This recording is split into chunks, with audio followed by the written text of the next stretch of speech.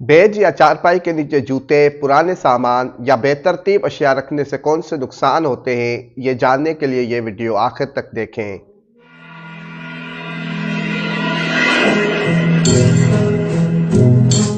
बिस्मिल्लाहिर्रहमानिर्रहीम। अल्लाहुम्मा सल्ली अला मुहम्मद व आले मुहम्मद। अस्सलामु अलैकुम व रहमतुल्लाहि व बरकातुहू। अगर आप थक हार कर बेड या चारपाई पर आराम करने के लिए लेटें मगर आपको सुकून ना मिले, तो इसकी वजह बेज या चारपाई के नीचे रखे हुए जूते, पुराना सामान या बेतरतीब अशिया है।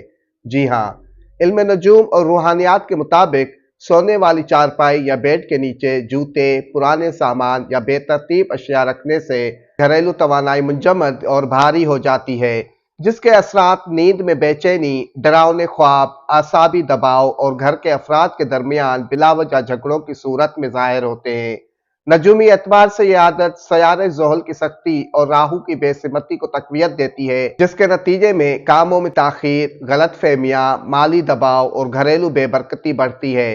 इसलिए बेहतर यही है कि जूते और गैर ज़रूरी सामान सोने वाली चारपाई या बेड के नीचे रखने के बजाय मुनासिब जगह पर रखा जाए और घर को हल्का, मुनज़्ज़म और साफ रखा जाए, ताकि सुकून और बरकत का रास्ता खुला रहे। अल्लाह पाक बहके मोहम्मद व आले मोहम्मद आप सबको आराम, सुकून और बरकत वाली ज़िंदगी अता फरमाए। आमीन।